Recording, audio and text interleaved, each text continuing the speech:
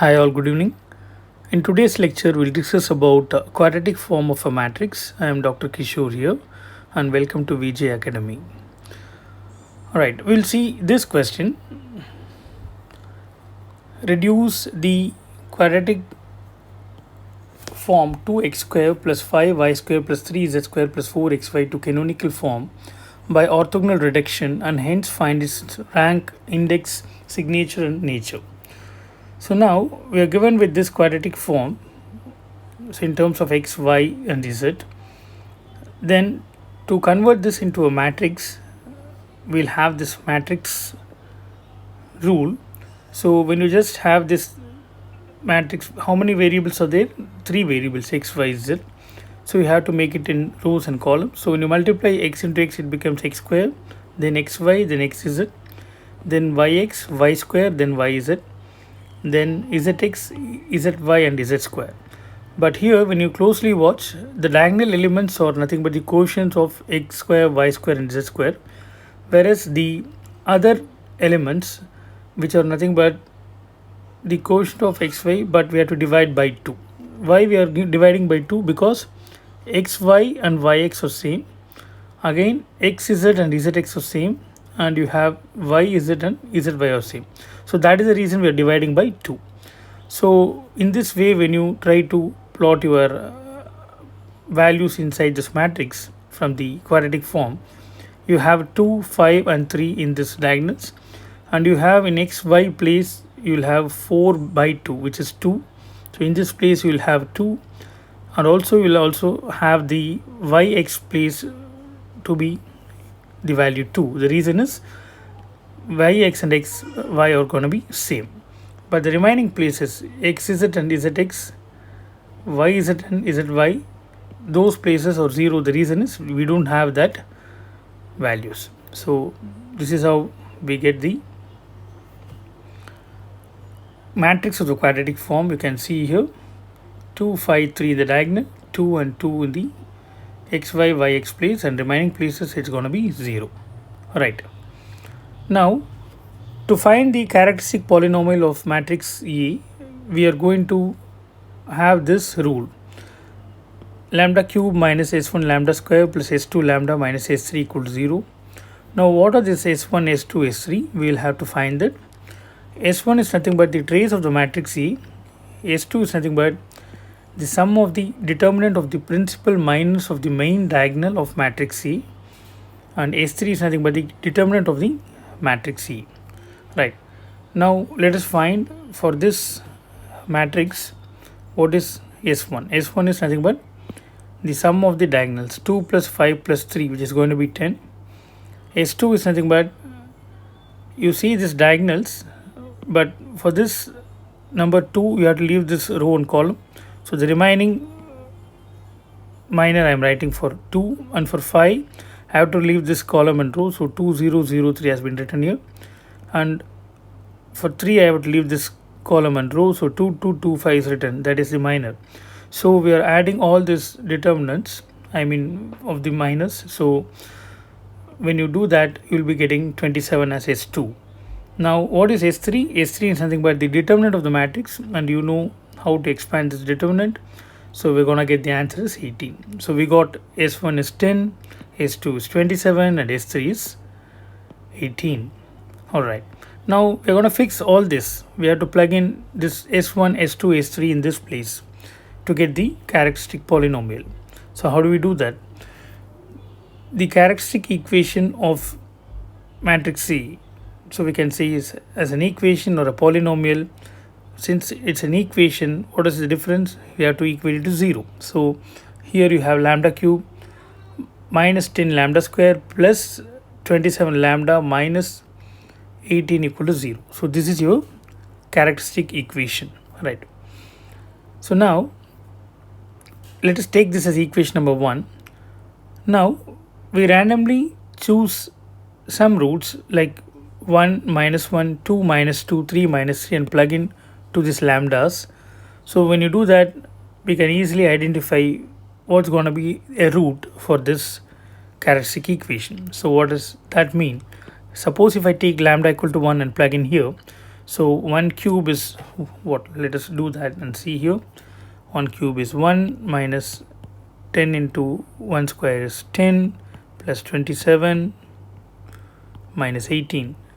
So when you do this and work, you will be definitely getting the answer, which is minus 9 plus 9 is going to be 0. So definitely lambda equal to 1 is a root.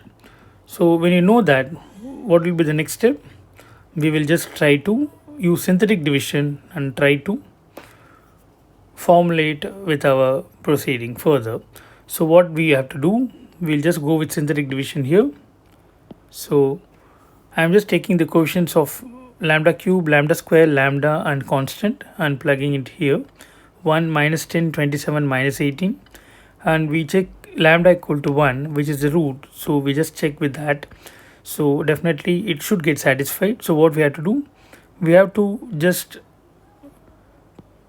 plug in a value 0 here and add it. So what is 1 plus 0, which is 1? So I'm adding it. Then multiplying 1 into 1, which is 1. Minus 10 plus 1 is minus 9. 1 into minus 9 is minus 9. 27 minus 9 is 18. And 1 into 18 is 18. So minus 18 plus 18 becomes 0. So definitely you can see this lambda equal to 1 is a root. So I hope you understood this concept very well, right? Now with this coefficients, after we reduce from lambda cube, the power gets reduced here. So 1 into lambda square minus 9 into lambda plus 18 equal to 0. So you can see here it becomes in this way. Now you can very well say you can take 18 and take 2 factors of 18. When you add, you should get minus 9. When you multiply, you should get 18. So in that way, if you see, you are getting two numbers, minus 3 and minus 6. When you multiply minus 3 into minus 6, that becomes 18. When you add, that becomes minus 9. So you just factorize this. So what are the values of lambda here? 3 or 6. So now we got the values which are 1, 3 and 6. We call that as the characteristic roots of matrix A or the eigenvalues of E. Now with these eigenvalues, we are supposed to find the eigenvector. So let us consider a column vector x1, x2, x3, which is going to be x here. Now we know this rule, A minus lambda I into x equal to 0, where I is the 3 by 3 identity matrix. Since it's a 3 cross 3 matrix, the question, we have to plug in identity matrices 3 by 3 matrix. So this is a rule to find the eigenvector. So A minus lambda I into x, we will write in this way. A is our matrix minus lambda times I is identity matrix 1 0 0 0 1 0 0 0 1. When you do that, we are just taking our matrix and in the diagonals alone we are just subtracting with lambda. 2 minus lambda, 5 minus lambda, 3 minus lambda. Remaining places are going to be the same values multiplied with this x, which is x1, x2, x3 equal to 0. This is again a matrix, okay? It's a column matrix, so 0 0 0. Now what we are going to do, we will substitute for lambda equal to 1. What is going to happen? So lambda equal to 1, we plug in here. 2 minus 1 1, 5 minus 1 4, 3 minus 1 is 2. So that we have done here. Then after you do this, what happens here, you can see it is just forming an equation. 1x1 plus 2x2 plus 0x3 equal to 0. Again with second row, 2x1 plus 4x2 plus 0x3 equal to 0. Again with third row, 0x1 plus 0x2 plus 2x3 equal to 0. Now these are the equations 2, 3, 4. So now what we can do, from equation number 4, you can see that very well here. From equation 4, you have x3 is 0. So now when you substitute x3 equal to 0, there is no way to substitute x3 equal to 0 because all the other places you have 0 x3.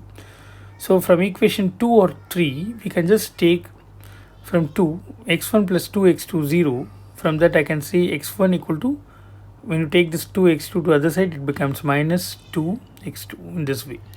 Now what does it mean? We can take x2 equal to any variable like s, okay? I'm just giving arbitrary variable s. Now x2 equal to s, then x1 becomes minus 2s, okay? So what are the vectors of x1, x2, x3? What is that? Which is minus 2s, s and x3 is 0. Now take s common from this. Okay, you can take s out. So here you will get -2, 1 and 0.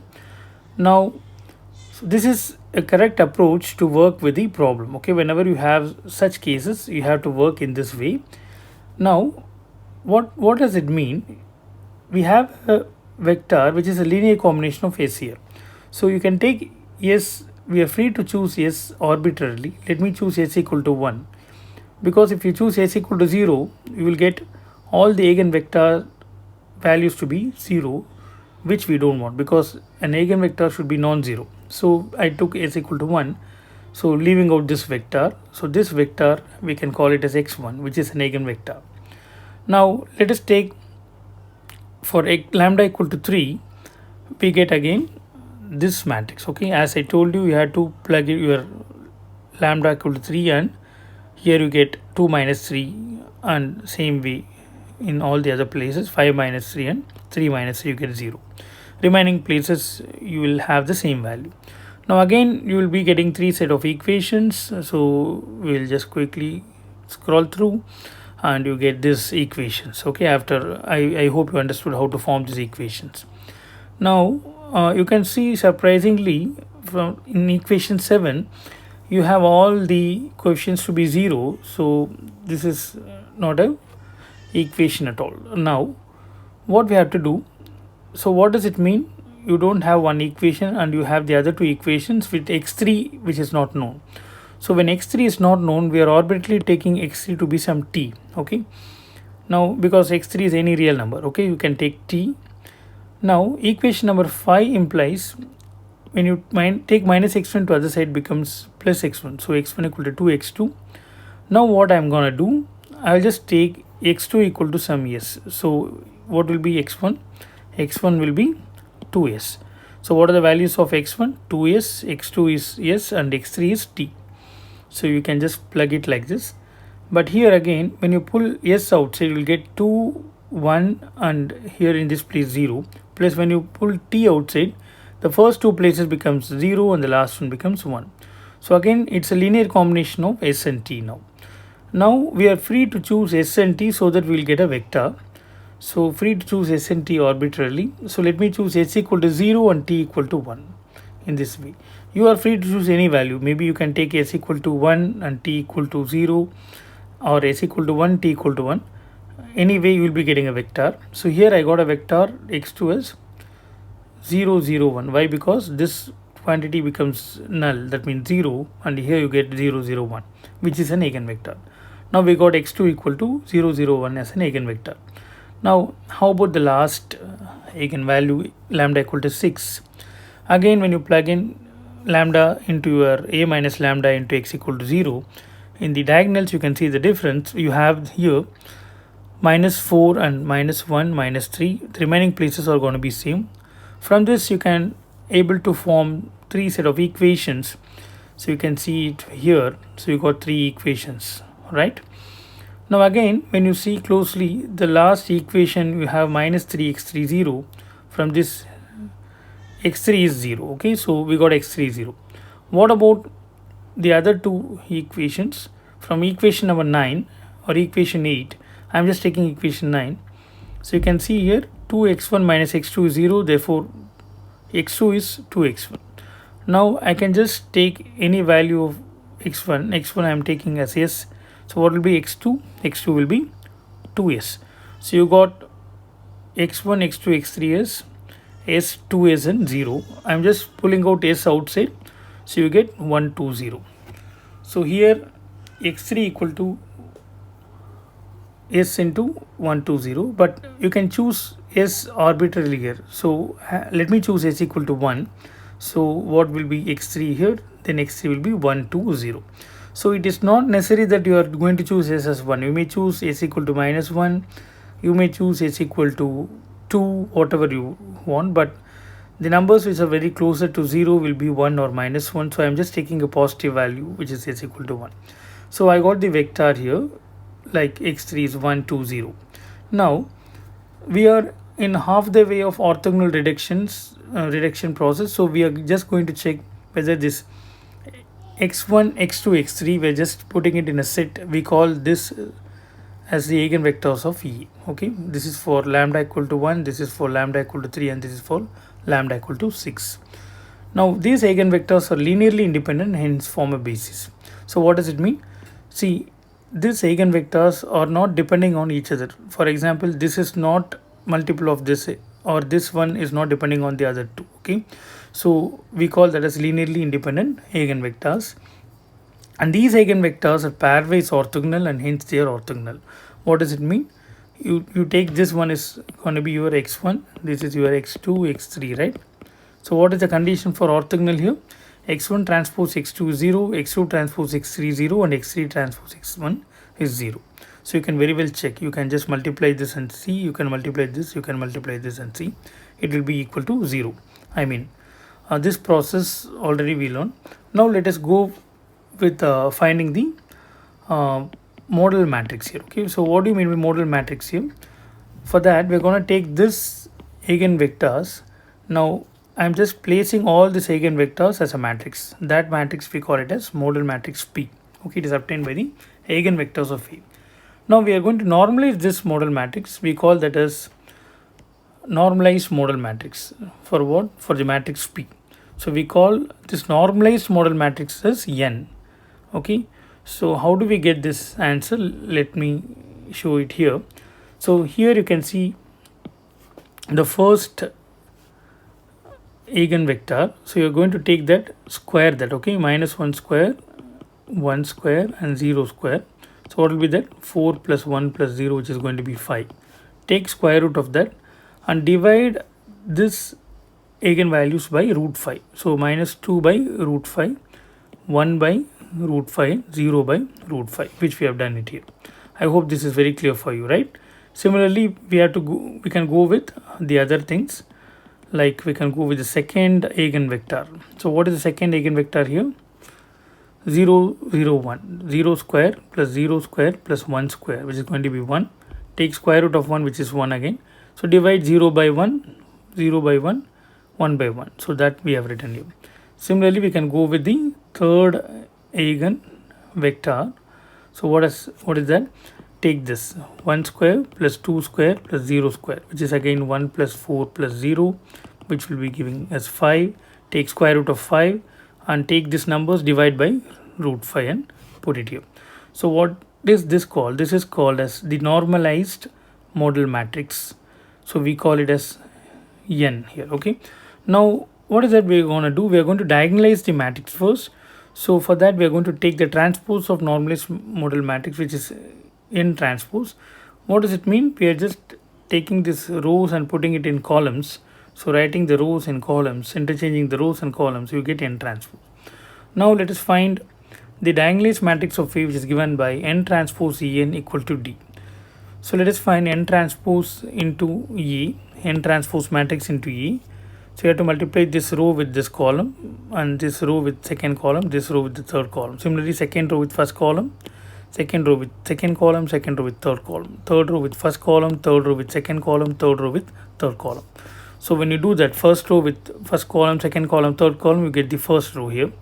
So I hope you understood this process. So the answer will be minus 2 into 2, minus 4 plus 2, which will be minus 2. Denominator you have root 5. Like that you have to go with the other values. So this is N transpose E.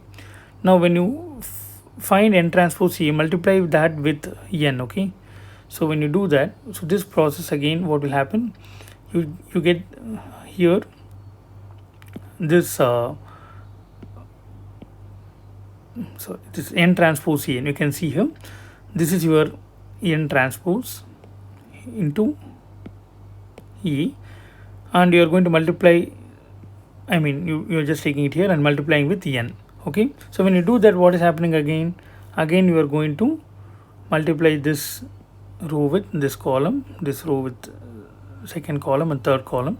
So when you do and closely watch, you get the diagonal elements alone, which are nothing but the eigenvalues. Okay, the remaining places, the upper and lower triangular places, they are going to be 0. So this is what is called diagonalization. I hope you understood what is diagonalization, right? So everybody got this concept, I believe. Fine. So your n transpose En, which is nothing but your D, which is called the diagonalist matrix, right? Now the final part we are coming with, okay, the orthogonal transformation n equal x equal to ny, where y is nothing but your y1, y2, y3, which is going to transform the quadratic form to canonical form. Okay, so we are going to transform our quadratic form into canonical form by using this formulae, x equal to normalized matrix into y, where y is y1, y2, y3. But what is actually the canonical form here is, we will be getting like this. Canonical form is given by y transpose dy. Y transpose is y1, y2, y3, because column vector transform to row vector, and D is your diagonalist matrix into column vector. So when you multiply this, you'll be getting y1 square plus 3, y2 square plus 6, y3 square. How do we get this answer? You take this eigenvalue, first eigenvalue 1 into y1 square plus 3 into y2 square plus 6 into y3 square. Okay, so this is actually y3 square. Okay, so this is how we get the answer. So I hope you understood these steps very clearly. Now the next step, they're asking for the rank also, right? So what is the rank of the quadratic form? The number of positive and negative eigenvalues. Here we have the eigenvalues 1, 3 and 6, and all are positive, therefore number of positive values are 3, so rank is 3. Now what about index? Index is the number of positive eigenvalues alone. So how many are there? 3 positive eigenvalues, so index is 3. Now what is the signature? Signature is number of positive eigenvalues minus number of negative eigenvalues. So positive eigenvalues, how many number? 3 minus negative eigenvalue 0, because you don't have any negative eigenvalue. So 3 minus 0 is 3. Nature is nothing but positive definite.